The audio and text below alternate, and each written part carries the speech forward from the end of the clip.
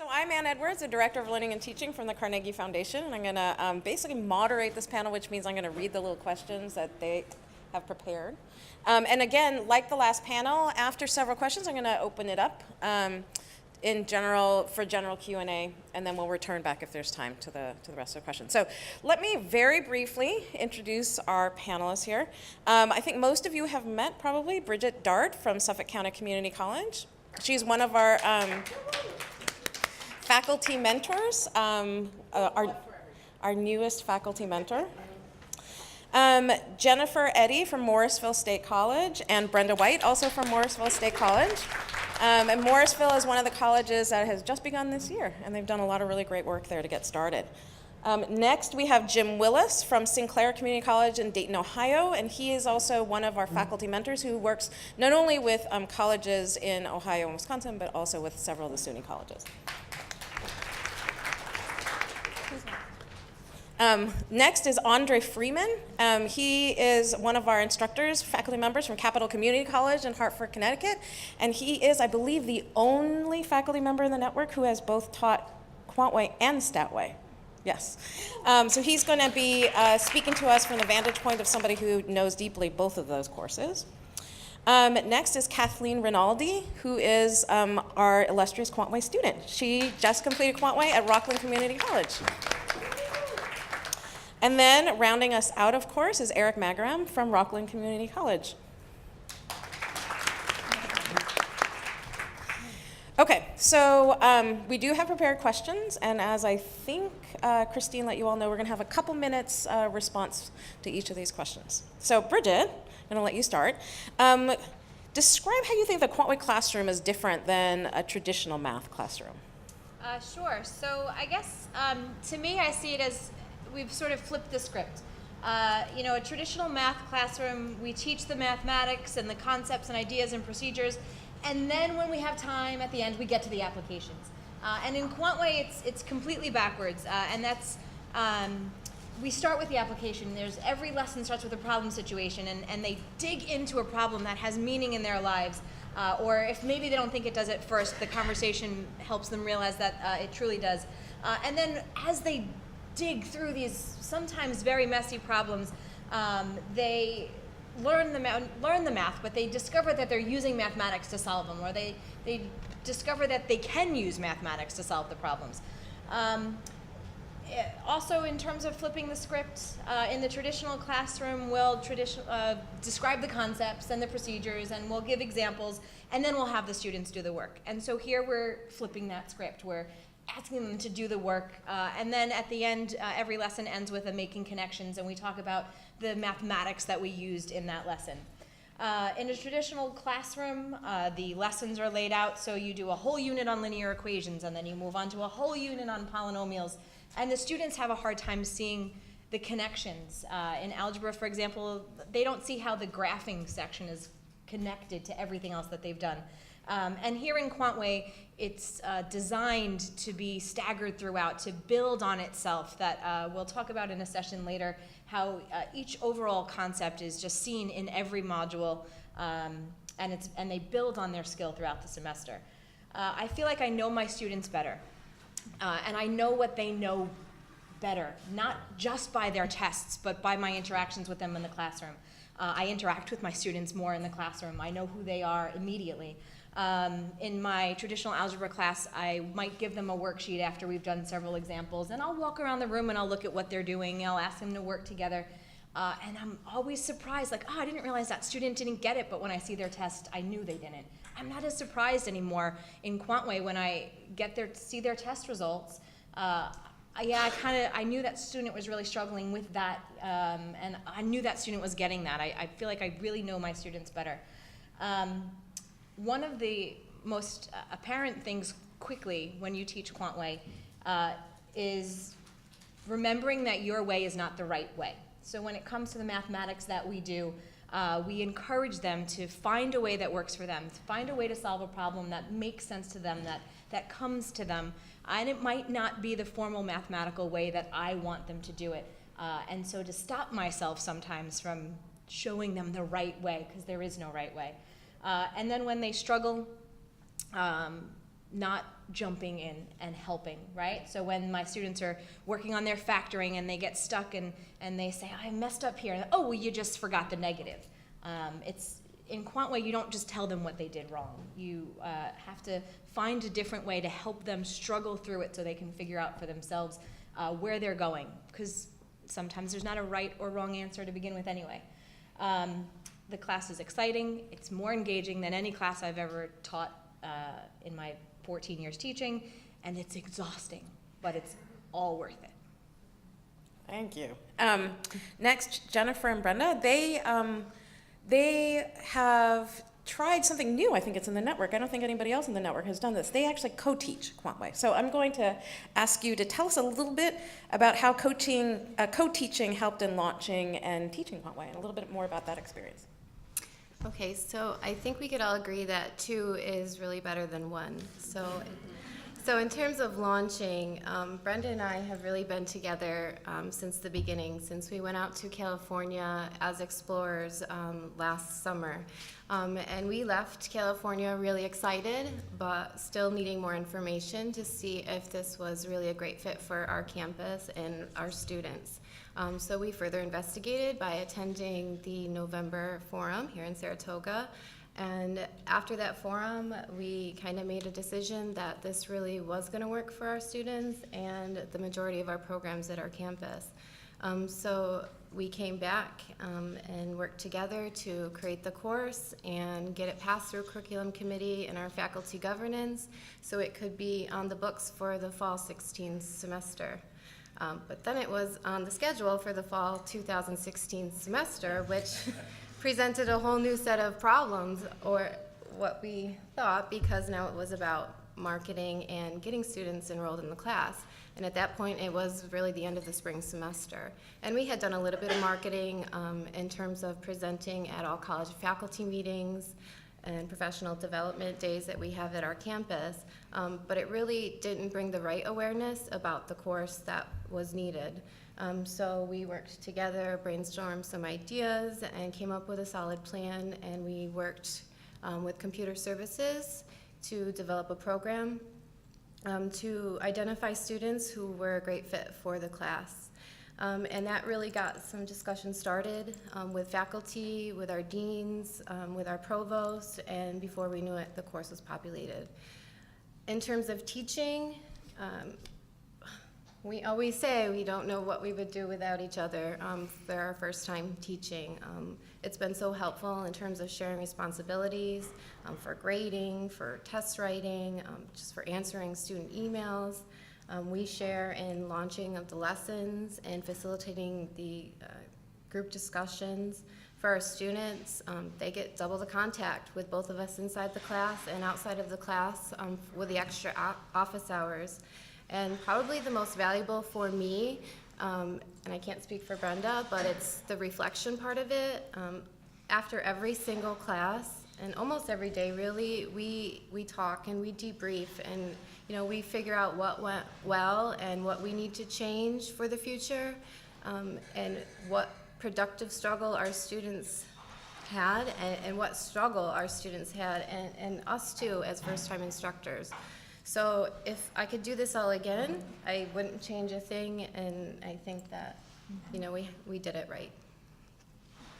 To piggyback on that just briefly, we are also amazed that we are so compatible with each other. So I'm very thankful for Jennifer in the sense of sometimes I have a game plan going into the lecture or lesson, and she will say, I think we should do this, and we trust each other enough to say, I think that's a great idea, or I'm not so sure, but let's try it. And so some things that I have suggested or she has, it hasn't always panned out, but that's okay. And we take it as a learning experience and go forward with it. I don't know how people do this as a singleton instructor. And when we first got into it, we talked to Mary, and she said, if I could do it all over again, I would team teach. And so that really gave us the thought of, yes, this is what we want to do. In terms of moving forward with this, the team teaching format is going to be hopefully implemented as we move forward with 2 sections in the spring. So Jennifer and I are going to separate from each other. And so we have 2 other colleagues that have fully gone through the training. And so I will take on one as my co-teacher, and Jennifer will hopefully take on the other as a co-teacher. So then in the fall of next year, we have 4 instructors that are ready to go out on their own, but then come back with each other to help each other and to support each other. Great, thank you. So we've heard a couple different perspectives and experiences on the teaching, and now we're going to turn to Kathleen from the student perspective. And tell us a little bit about your Quantway experience and how that might have been different from other math classes that you've taken. For me, it was different, mostly in the way it was presented. In the past that I've taken math classes, it's just been, okay, this is how it is, and you gotta, it was more interactive. It opened my mind. It changed my perspective on math completely.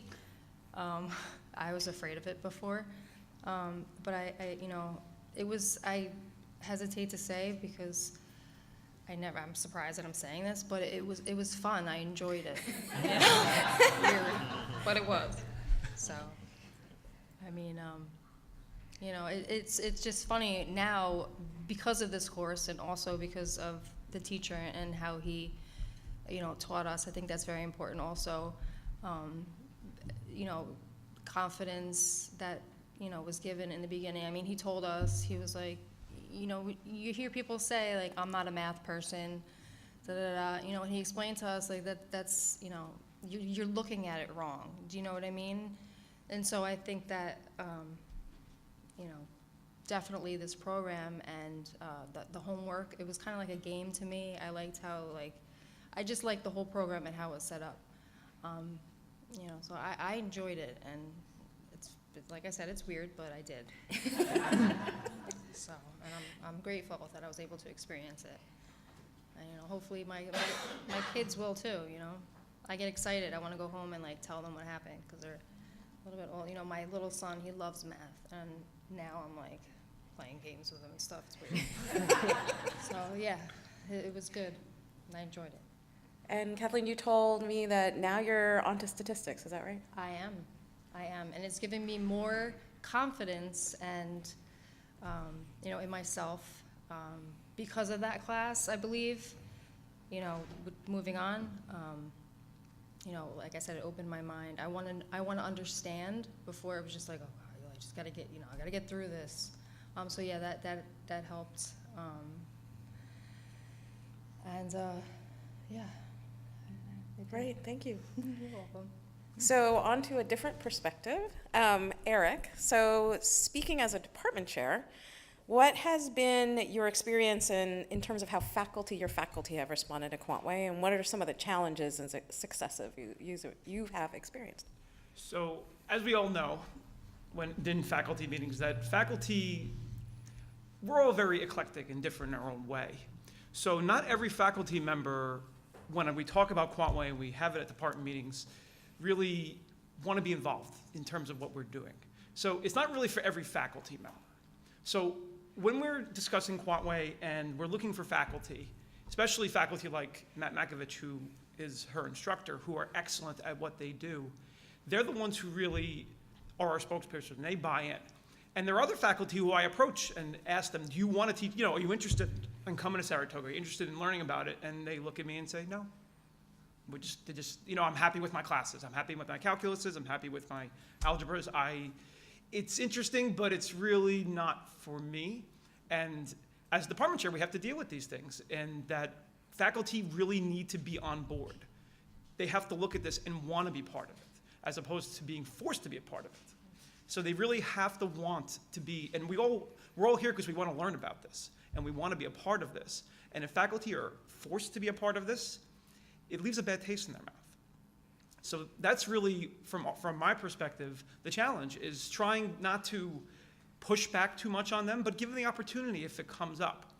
And really, in some of the challenges and successes, well, we have one success right here, but really the successes come from the students, and the successes come from the faculty themselves talking every week about the course. They debrief once a week with each other. How did things go? How did this lesson go? When I first taught the course, I was really doubting myself into, oh my God, I really did this lesson bad. And then I would talk to Bill or talk to Chris or talk to somebody else and say, this lesson really went bad. I don't know how I did. And then they would say, we did the same exact thing. So it would make me feel better. I was like, wow, okay, I'm doing an okay job here. So that's from the faculty's perspective. In terms of challenges, you know, we're still challenging to get to scale up and to really fill these classes. Because really, as department chair, I don't want to just say, okay, we're putting 20 sections on and this is what we're going to do. Because I know that it's not going to work that way.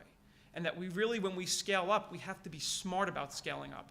So that when we're ready to run 10 sections, that I know that I'm going to fill these 10 sections.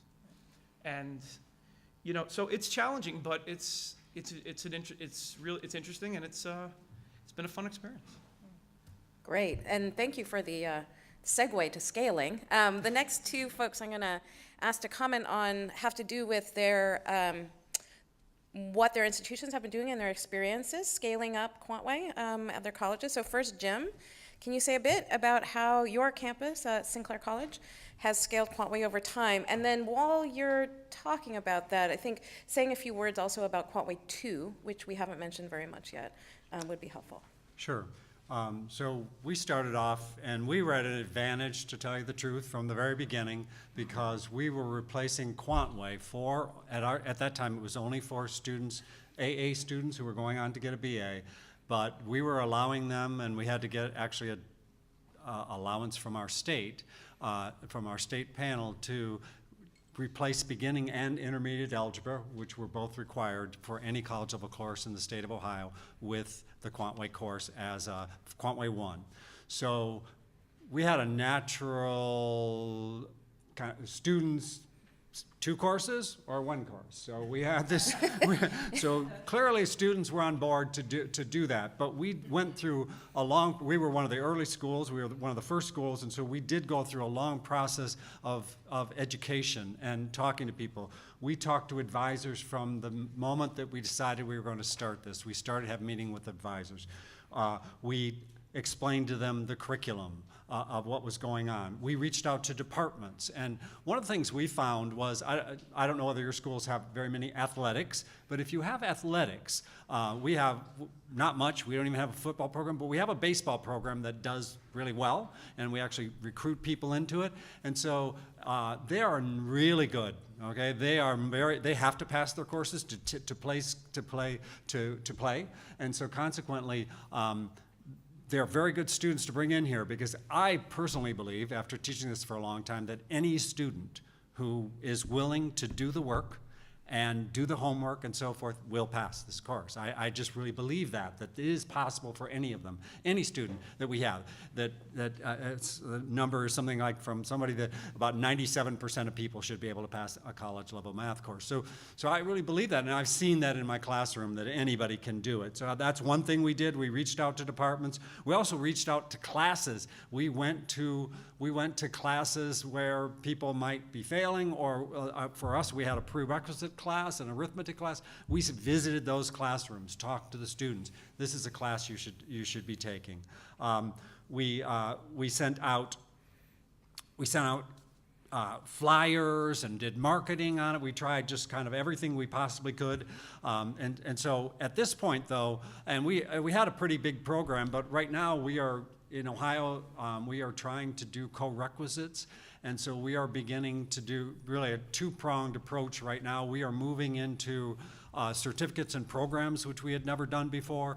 So we're especially allied health math is a very big course for us, lots of students in it. We are going to move, we're hoping anyway, the departments are interested, those other departments are very interested in having a course like Quantway for their students, so we're planning to expand that there.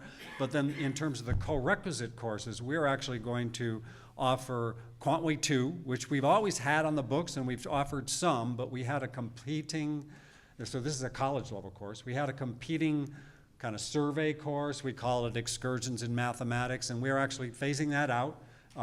It's based on the fact that Ohio is itself putting more emphasis on a quantitative reasoning rather than other types of liberal arts math courses, and we're making it if you conform to what we think is a good quantitative reasoning course, then in fact you will have a high level of transferability, which at the same level as calculus classes have in our state. It's the first course ever out of the STEM sequence to have that kind of level. So anyway, we're setting up this co-requisite course, and we're using, in the co-requisite part of it, the lab part, we're using Quantway 1 materials to try to see if we can then build to the college level, if we can take them to a college level in a semester rather than a couple semesters or more. So that's the goal right now. And I'll just add one little thing to the Sinclair scaling. Of course, one part of scaling is getting students, and the other part is getting faculty, right? And making sure that the faculty are trained to do what you want to do in a high quality program.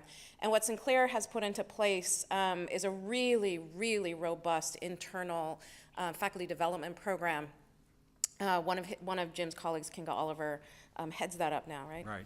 Yeah. And it's both for full-time faculty and for adjuncts, and it really is sort of a shining light in the network of how a college can organize itself to really support faculty development deeply, and that you, in the Sinclair outcomes, you really, really see both not only very high outcomes as compared to the network, but the very, very low variability in that, which, and given the number of sections and the number of instructors involved, that's really quite remarkable.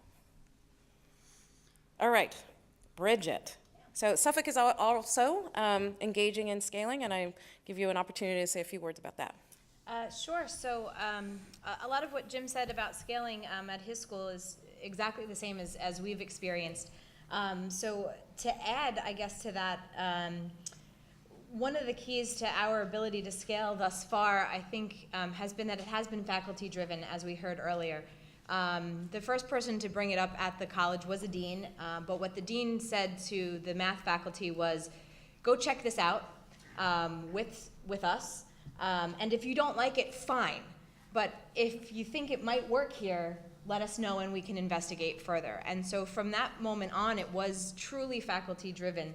And we've had a strong team of faculty and administrators working together to explore it, make sure it's right for us. Some of the initial concerns, of course, were who is it for? How do we get this to the students who really need it? And then the cost. So I think timing was pretty helpful for us too, because right around when we pitched it to our president, I think was right around when SUNY was first sort of getting into the game. And that helped us. It wasn't sort of SUNY saying you have to do this. It was our faculty are talking about it, and now SUNY's talking about it, and so maybe there's something there. And so from the get-go, we had pretty strong support from our upper administration. And our campus is very large, so we are 3 campuses, actually 27 some odd thousand students. And so right from the beginning, we had faculty from every campus participating in learning about the course and undergoing the training. And I think what worked for us also was we brought skeptics to the team. Not every faculty member wants to teach it. We have some math faculty who don't think we should be teaching at all. And the people we brought to the table at the beginning were, I don't know, that doesn't really sound right. Really, shouldn't all our students take algebra and be on that track? And they came to training, and they're some of the biggest champions of the course now.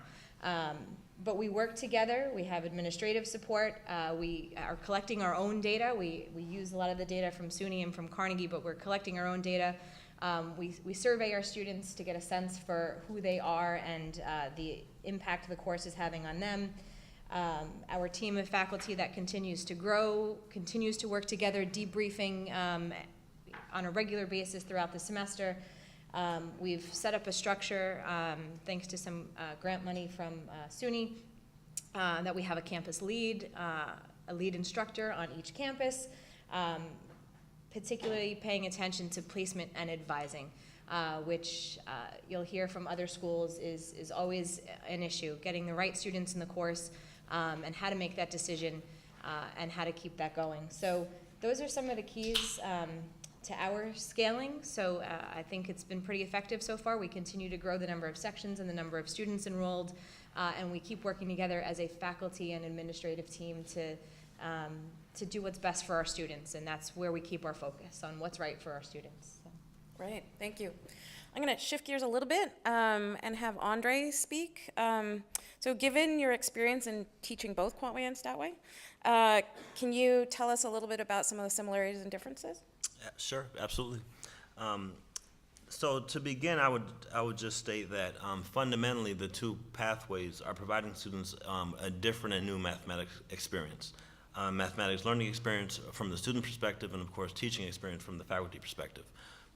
In a sense, to use the term flipped design, students are actively working in groups to learn mathematics in context through problem situations, as opposed to just learning, mathematical procedures, algebraic procedures, algebraic concepts. Students are learning how to solve problems that involve mathematics. In the case of quantitative reasoning, they're learning to solve problems that require quantitative reasoning skills. In terms of Statway, of course, students are solving problems that require understanding data, understanding the process of analyzing data, collecting data, analyzing data, making inferences. But the learning is in context, and it's of course done in an active learning environment. So the consistencies are really in terms of the design of the two pathways. Active learning, group work, of course productive persistence, as you guys are aware of. Students early on are encouraged that they can be mathematical thinkers, that they can succeed in mathematics. So we set the stage early that these are experiences that students can be successful in, and of course productive struggle as well. You guys know, of course, about that as well as Quantway faculty, or the Quantway folks know about productive struggle as well. Students are encouraged to really struggle to understand and build their own understanding of a concept, rather than just being told this is a distribution, this is a statistic. So in terms of productive struggle, productive persistence, certainly a focus on active learning, they're similar in those regards. In terms of the differences, obviously the content is different. Statway is a statistics course. From day one, students are learning statistics. They first learn about experimental design, sampling techniques, the difference between statistics and parameters. They then go from that to descriptive statistics and correlation and regression, probability, and then into inference topics. So students are not, essentially going into another algebra course. They're learning statistics on day one.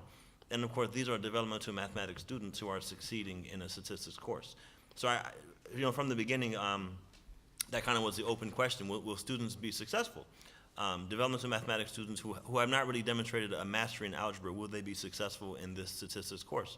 And to the credit of the Carnegie Foundation, of course, and the faculty and the network, the answer is yes. Students can learn statistics and do very well at the college level without learning algebra first, or mastering algebra first, I should say. So of course, the content is different. In terms of another difference, I would also state that the online resources are different. In Statway, the online resources consist of really guided readings in addition to formative assessments. So students basically, they read the online readings as if it was kind of a textbook to really solidify what they were exposed to and participated in during the class session. And then there are some formative assessment items that they can complete as they complete the readings. In Quantway, the homework, the OCEs, are problem sets that relate to concepts throughout the course, but there's definitely more reading in the Statway online resources than in the Quantway online resources. And I would just add another thing in terms of a difference. They have different roles in the college curriculum, in the college mathematics curriculum. Statway is really intended to be a pathway that takes students to and through a college level statistics course, so that when they're done with the course, they've met their associate's degree mathematics credential and have a credential that they can then take to a university via transfer. Of course, Quantway 1 specifically, is really being used as kind of a bridge course to another course in the college mathematics sequence. So they kind of have different roles. And going back to a similarity, I would just assert though, because of the design of the pathways, faculty have a lot of flexibility in terms of how they want to add algebra topics in, if necessary for articulation purposes, so that they do go to a certain target course at the end of the course in terms of Quantway, or the pathway in terms of Statway. I'm going to kind of discuss what we did locally at Capital Community College with respect to Statway more tomorrow. But, faculty have a lot of flexibility. I think they have a lot of really control in terms of what they want to teach, to what extent they want to embed additional topics, whether they want to or not. It's totally up to the faculty and the department. So the flexibility is there, certainly in both pathways. Yeah, and just to add a few notes to that, from our perspective at the foundation, we officially say that 80% of your course should be, Quantway or Statway. However you choose to organize that to meet the needs of your students and meet the programmatic needs at your college is up to you. We provide a lot of support and advice as to what we've learned over the life of the network as to good choices to make. But yes, there is quite a lot of flexibility built in. The one thing that we probably are a little bit less flexible about, but have the least control over, is the pedagogy. We feel very, very strongly, and you've heard the testimony of many, many faculty, that the pedagogy really is central to the success of the pathways. So that's why we provide so much faculty professional development. That's why there are so many peers in the network that support folks to deliver the curricula in the ways that they were designed pedagogically. All right, so I'm going to open this up now. We have several other questions, but I did want to give folks an opportunity to ask some questions out from the audience. Yes, in the back.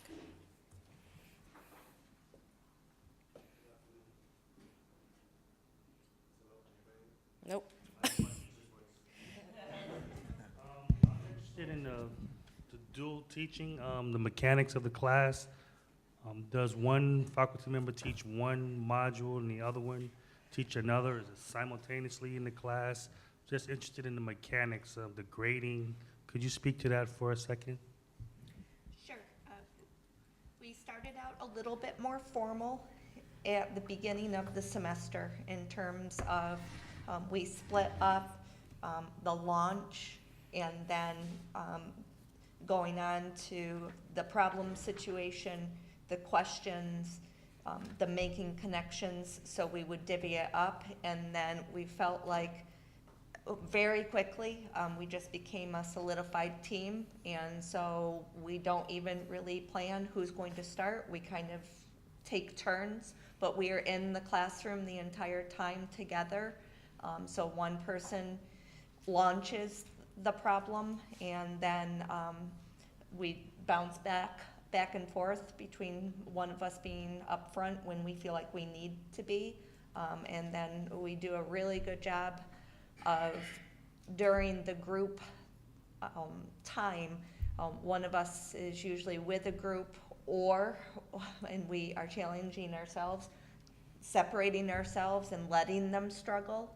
And then saying, I think it's time to maybe see how they're doing. And then also communicating as we cross paths, have you checked in with this group?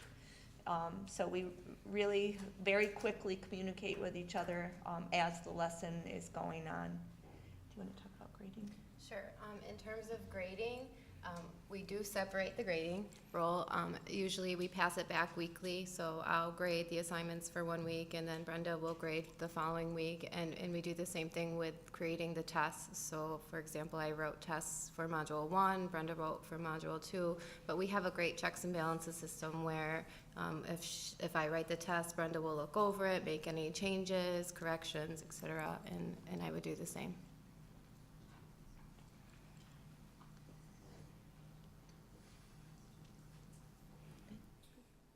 Wondering how teaching this course informs the way you teach following courses. So if a student is becoming successful in learning through this alternative method of learning mathematics, but then they go on to a different math course that goes back to the sort of lecture and answer format do you find that they're generally successful in those classes following up, or do they struggle now that the pedagogy has switched back to what they were struggling with to begin with? I'll address that a little bit. I've been teaching it a long time now, so to tell you the truth, it's had a great effect on my teaching altogether. When I first began teaching this, I saw what was happening in my classroom after a while, which was students really gaining understanding, that I had a hard time teaching the other class. I really felt like I was robbing students to be teaching them in the way that I had always taught them. I really had this feeling that I just wasn't doing everything I could do. And so I have actually really, you've heard of flipping classrooms. Well, I've actually, I flip my calculus classes every time I teach any class. I actually provide them with a whole set of videos to watch as part of their homework before they come in for every day. And then I don't typically use the textbook ones because I don't like them, but there are great ones out there available these days.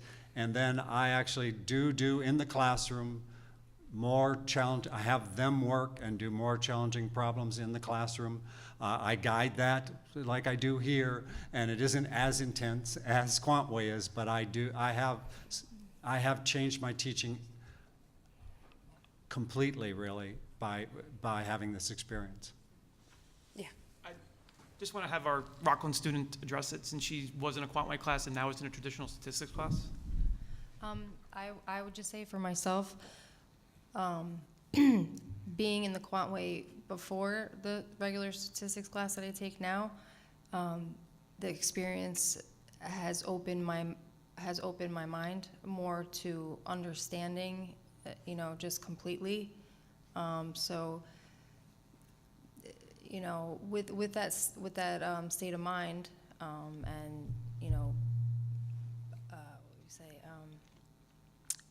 perception, and with that eagerness, it's different. I feel like the way that I feel now about math is different, so I approach it differently. As before, like say I didn't take this class, and my math, I wouldn't have a different perspective on it. I wouldn't, So I think it just changed the whole dynamic and the whole idea of it completely. That it works for me. If you heard that.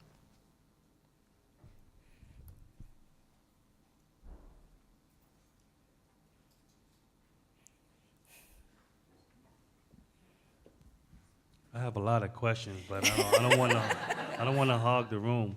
But for training the trainer situation, how did you implement that?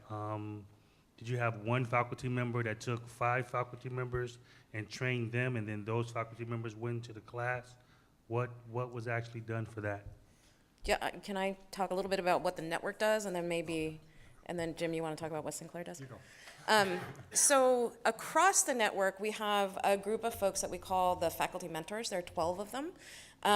And they work with Carnegie Central. They work with me and my folks to both design, test, and then also implement various different faculty development and training resources for everybody in the network, but most targeted first-time faculty. So that's people who are new from colleges that might be teaching it for a while but have new faculty teaching, as well as first-time colleges. And what those folks do is, well, all of them were selected on the basis of not only their success in the course, but also their interest and capacity and real experience in supporting their peers in terms of professional learning. So we work with them in a kind of train the trainers, but it's, how do you say? It's more like a community of learners. We're pretty tight. And they then work directly with their college teams. Each one of them is responsible for, Bridget only has a handful, but that's going to be ramping up pretty quick. So anywhere between maybe 5 and 8 colleges, and that translates to anywhere between,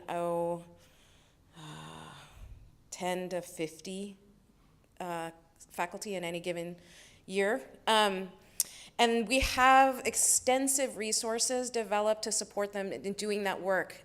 Part of that work, of course, is local, and Jim will talk about that. But meaning at their own college, supporting their colleagues.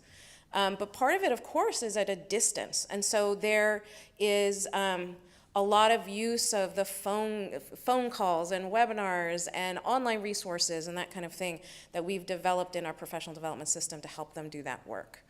We also rely a great deal on colleges, in particular colleges who are scaling, to develop local faculty supports that have faculty leads at each of the colleges who are doing this, who design and implement their own professional development locally. And I'll have Jim tell you what they do, which, as I mentioned before, is sort of like the Cadillac version.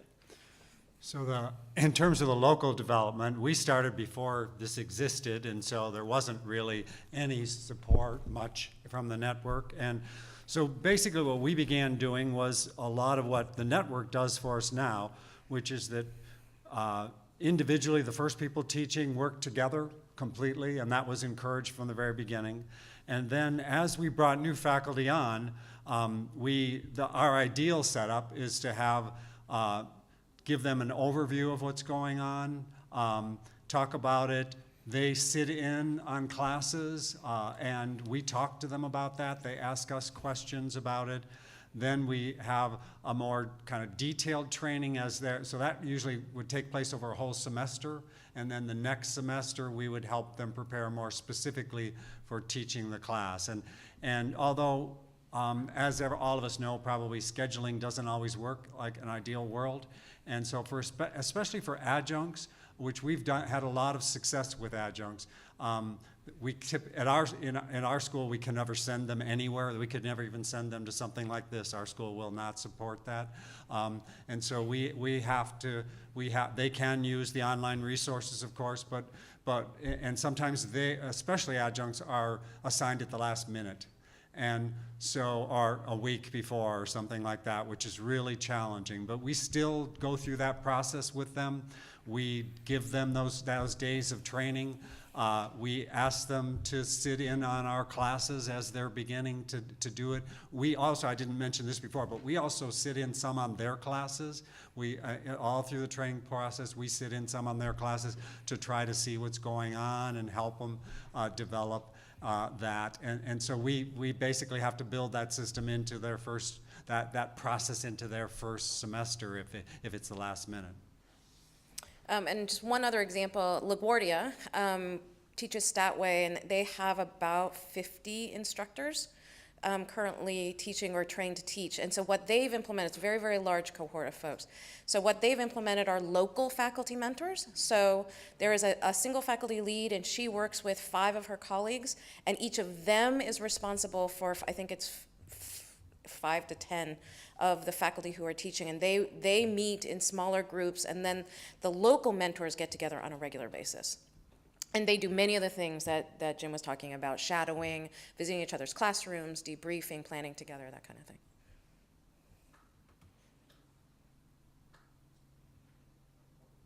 Okay, all right, how are we doing on time? Should we wrap it up, or should I do the second round of questions? There's one question I did want to end with. Okay. All right, so Kathleen, I'm going to put you on the spot here. I apologize. So, unfortunately, we don't get to hear the voices of students as often as we like when folks like us meet together and make big decisions like this. And so I'm going to give you an opportunity to basically tell us what you want to say to these faculty and these administrators who are considering QuantWay for their students. What is your advice, or what are your parting thoughts? I kind of feel like I'm saying the same thing over and over, but, and this may sound corny, but it's true. This class, I feel as though, I have, math is just not like a class that I have to take and it's over. I kind of feel like I have a relationship with it. You know what I mean? I know it's weird, but I enjoy going. And I enjoy learning things. I mean, there's things that I've learned in this class that I'm 37 years old, that I should probably know, but I don't. And I'm why didn't I learn this before? Where was I?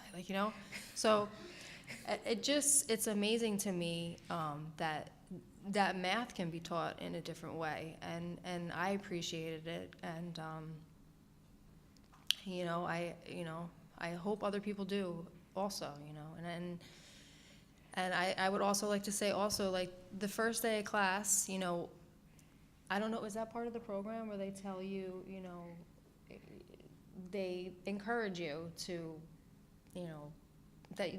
that math, that you could be good at math. Is it part of it? Yeah. Oh, that's awesome. Let me just tell you, I ate that right up. I was like, yeah. So, I enjoy it, and that's all I really got to say. I mean,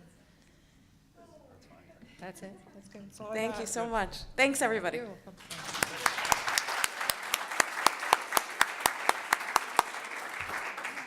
Before you leave, please don't get up. First of all, that was a fantastic panel. Thank you. For many of us, it was a long day, but it couldn't have been better than to have ended with all of you. We have a very exciting day tomorrow, but as a closing comment before Christine gives us the details for what's next.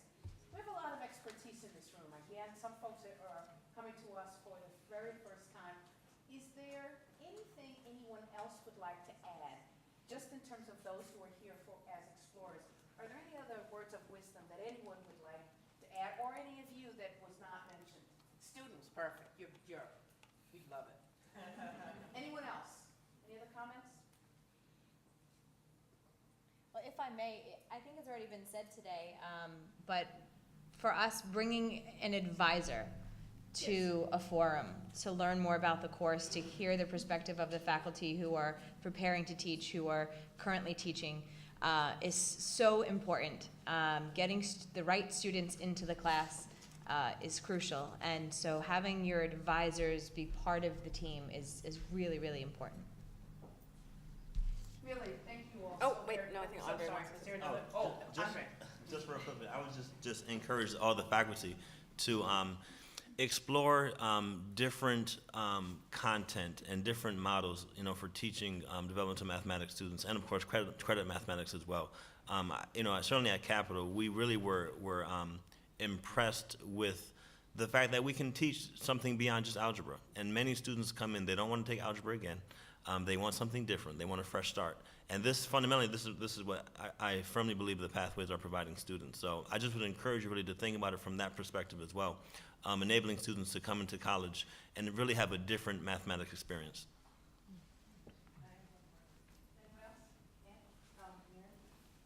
Just because it happened so often this fall in my classroom, and you're in New York State, and there's so many parts of the state teaching it now. Go to a campus and see it, because I don't know if Marilyn wants to talk about it. She came to my first class, and she's been through the training, and she just couldn't imagine what it looked like. And then she actually saw it, what we describe happening. She actually saw it happen. And I think maybe you were a little shocked that the plan comes together. So I told Mary earlier today, visiting her class, which was the first class of the semester, was actually worth all the training that we'd had. I mean, it was just amazing. It was so amazing to see it live, and to see how the students got into groups for the very first time and began talking to each other and engaging with the topic of the day. And that was very impressive to see, and I really encourage you to go observe a class. Thank you, Mary, Eric, and Chris, for opening up your classroom and welcoming folks to your school. I don't know if Suffolk's doing it yet, but stand by. Great. Anyone else? Well, let me just end. We have a beautiful reception outside, and Christine's going to tell you more about that. But everyone here today is about their students and seeing more students succeed. And this isn't something that was mandatory. Those of you who are exploring this, are interested in learning more, I will tell you that we admire you so much and are so grateful for all the work that you do. And we look forward to being able to be supportive if it's a decision for you, because you guys are awesome. And oh, by the way, did they rock or not?